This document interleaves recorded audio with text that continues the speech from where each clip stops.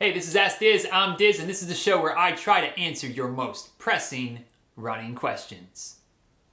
Let's get to it.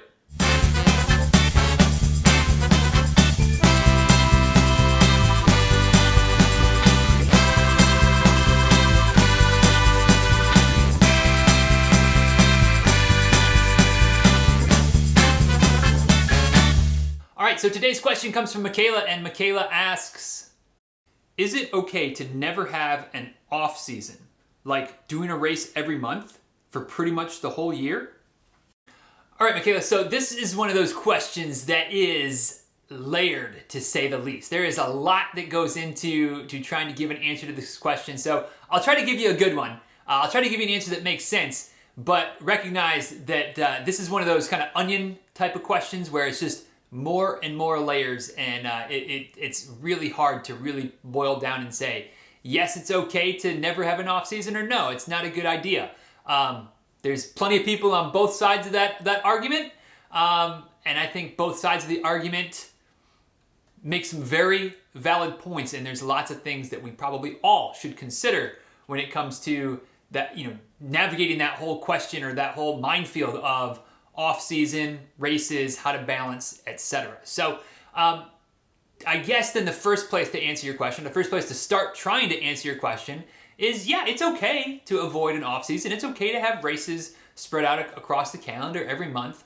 But there's a giant asterisk when it comes to that answer, because it really does kind of depend on what you mean by races. So, the easy definition of races, right, is that you're going to go out and hammer, and you're going to go out and run your heart out, run as hard as you can, as fast as you can, try to get from the start line to the finish line as quickly as possible.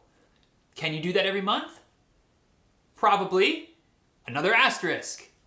What type of distance races are we talking about? Are we talking about 5K, 10K? Absolutely. Go out and hammer them every month. Go out and hammer a couple of them most months, and you'll probably be just fine. Are we talking about marathons, 50Ks, 50 milers, going out and trying to crush each of those long distance races with, sometimes maybe only a few weeks of recovery in between?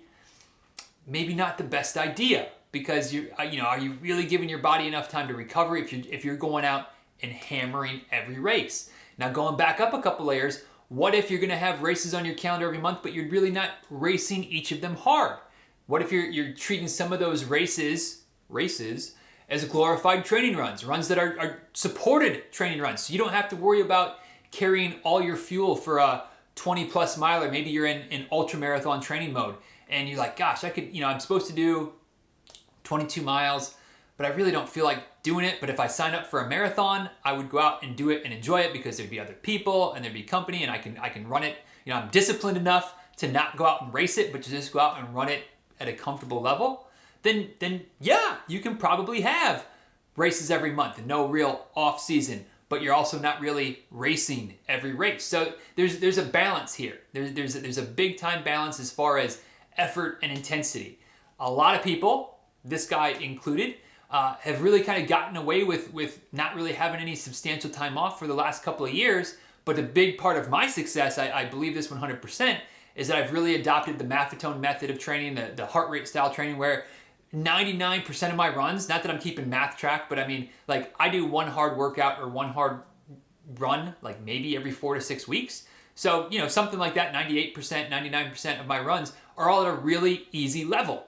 So even if I'm doing longer distance runs, even if I'm doing some races, but I'm not really racing them, it doesn't beat me up. And so I'm able to keep going and going on basically 2 years without really any glorified off season. And it's a beautiful thing.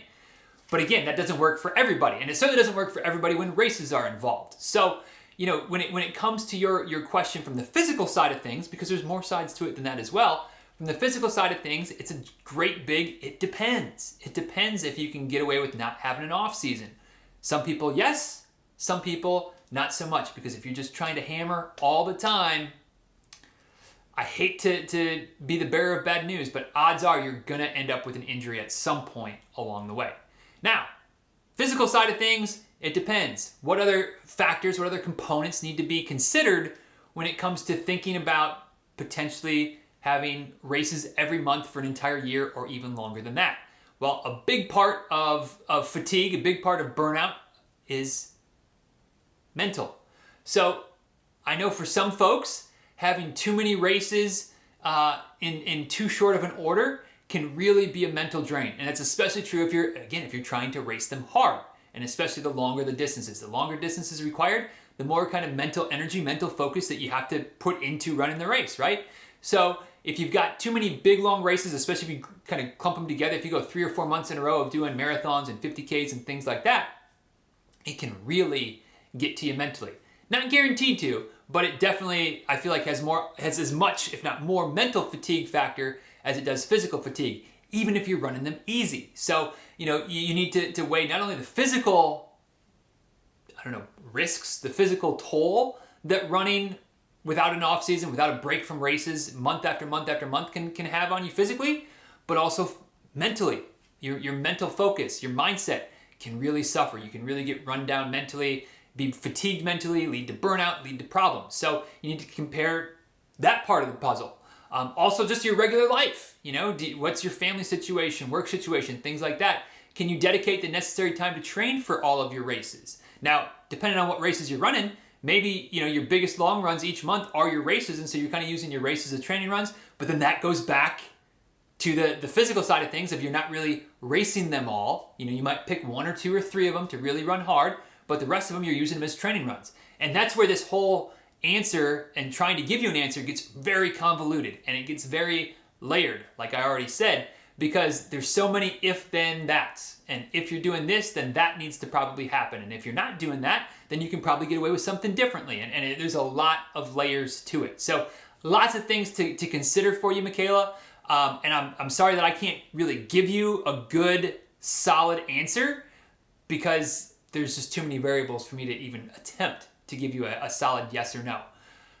My gut, my personal feeling is that it's probably better to try to factor in at least a month or 2 at some point throughout most of the year, or throughout most years, to have a little bit of a break from racing. You can still do some running.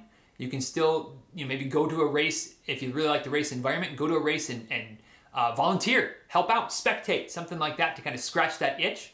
But I think it's good mentally, if nothing else, for me, to really have a bit of an off season where I'm not racing quite as much, and then having maybe a period where I'm racing every month, or racing every month, with 1 or 2 that I'm really trying to focus on racing hard, and the rest of them I'm going out running, enjoying being around runners and being in a race environment. So that's my thoughts, but there's so many layers, there's so many levels to it that you ultimately have to decide. And everybody watching would love to hear what you think about an off season. Is it something that you swear by, something that you really appreciate and need, or something that you kind of just keep rolling and that seems to be working for you too? Because ultimately, that's everything about our sport. It's what works for you is what's most important. So, Michaela, hopefully, I know that's not a good answer, but hopefully that gives you some things to think about, some things to chew on a little bit, and you'll be able to figure out, what is right for you going forward into the future. So thank you for the question, ma'am. And if you have any other questions, or anybody else, if you have questions,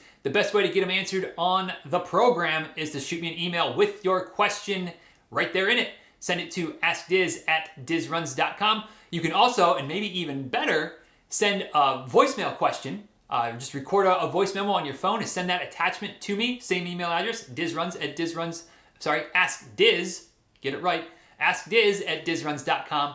And I'll be sure to play your audio instead of me reading the question, because it's way more fun to hear directly, literally hear directly from you, and then try to answer the question. So that is my answer for today on whether or not it's okay to avoid an off season and run races every month. Yes with an asterisk, no with an asterisk. Basically, it's just one big asterisk is my answer, because there's just so many variables at play that it's hard to tell. So, Michaela, thank you for the question. Everybody else, thanks for watching. Feel free to spread the word about the show. Certainly appreciate it. Feel free to send your questions because I need them. And until next time, y'all be well. Deuces.